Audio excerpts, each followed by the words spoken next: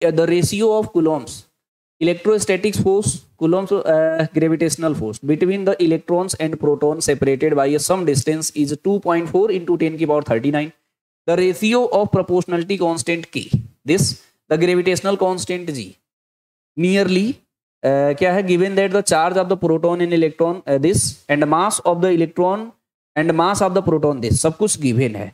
समझे? ये सिंपल सी बात क्या पूछ रहा है, हमारे पास कह रहा कि हमारे पास ये एक इलेक्ट्रॉन्स है, हमारे पास एक प्रोटॉन है, कह रहा सम डिस्टेंस, तो आर मान लो ना, क्या दिक्कत है. अच्छा बताओ, इलेक्ट्रॉन के पास मास होगा, उसका मास एम ही होगा, प्रोटॉन के पास मास होगा, इसे एमपी मान ले रहा हूं, इसके पास चार्ज तो सेम होगा.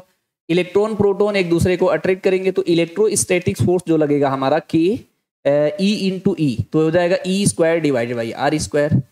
दूसरा हो जाएगा हमारा ग्रेविटेशनल फोर्स निकालोगे तो G M one M two M E into M H divided by R square हो जाएगा. अच्छा, इसमें गिवन है इसके मास, जो फोर्स दिया है इलेक्ट्रिक फोर्स, यहाँ पे मैं गिवन लिख दे रहा हूँ, गिवन समझनिए आप, F E divided by F जी की वैल्यू कितना दिया है, 2.4 इंटू 10 की पावर 39.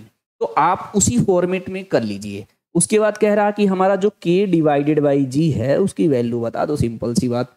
तो इस तरीके का क्वेश्चन भी कम समय में लगाया जा सकता है. वो भी कैसे लगाया जाएगा आपको पता है, आप डायरेक्ट डिवाइड कर दीजिए F E divided by F G. ठीक है, ये हो जाएगा K E square divided by R square, इसको डिवाइड करोगे तो ऊपर चला जाएगा R square divide by G M E into M H. ठीक है, यहाँ आर स्क्वायर से आर स्क्वायर कट गया अपना, मेरी बात समझे कि नहीं.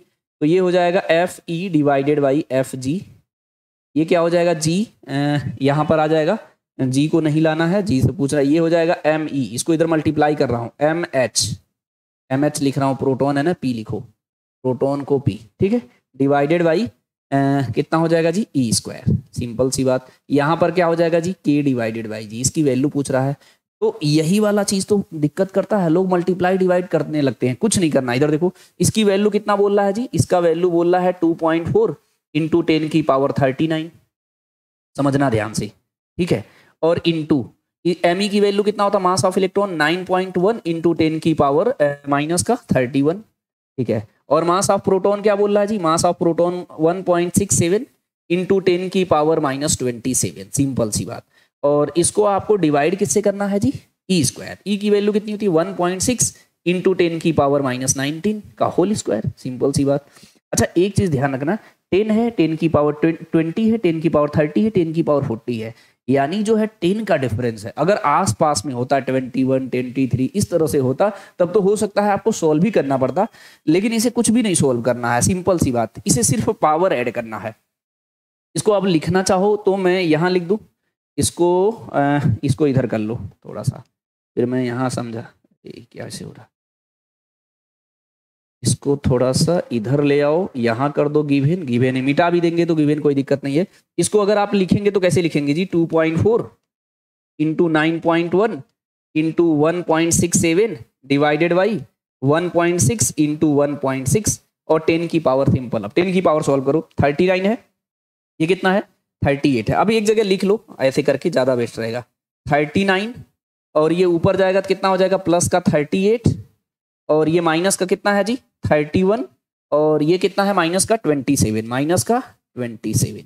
सिर्फ पावर सॉल्व कर लोगे तो आइडिया लग जाएगा, इसे सॉल्व करने की जरूरत नहीं. एग्जाम में जब भी आप सॉल्व करिएगा आप ऐसे ही प्रयास करिएगा सॉल्व करने का. मेरी बात समझे कि नहीं. अगर मैंने बोला ना, जब पास में रहे और आपको लगे टाइम लगेगा तो उस क्वेश्चन को पहले बिल्कुल अटेम्प्ट ना करिएगा. जो क्वेश्चन आपका 2 से 3 मिनट लेने वाला हो और बिल्कुल आसान हो फिर भी ना करो. एक्चुअल में सिलेक्शन एक कला है. अगर आप सिस्टम सीख गए किस तरीके से सेलेक्ट होना है तो डेफिनेटली होगा. क्वेश्चन तो अगर मेरे साथ हो तो मैं फिजिक्स का गारंटी बता रहा हूँ, नीट के लास्ट तक तो हर क्वेश्चन एग्जाम का आपको आना ही चाहिए. हम ऐसा आपको सिखा देंगे लास्ट तक. मेरी बात समझे कि नहीं. तो इसमें क्या है, अब इसको सॉल्व करेंगे तो कितना हो जाएगा जी, 10 की पावर सिर्फ ऐड करिए, इसको भी पूरा जोड़ो घटाओ नहीं, ऐसे कम कर. 38 में से 31 जाएगा तो 7 हो गया और इसका 27 में से 7 गए तो -20 और 20 में से अगर ये सब्ट्रैक्ट करेंगे तो 19 आ गया. कितना आ गया जी 19. आप सॉल्व करके देख लो. और जब बात बताओ, इसको सॉल्व करोगे 2 4 ये है तो क्या इतना ज्यादा इसका पावर चेंज कर देगा कि 10 आ जाएगा, या इतना पावर चेंज कर देगा 10 की पावर 30 आ जाएगा, या इतना चेंज कर देगा 10 की पावर 40 आ जाएगा? ऐसा नहीं कर पाएगा, ज्यादा से ज्यादा 10 की पावर 20 आएगा।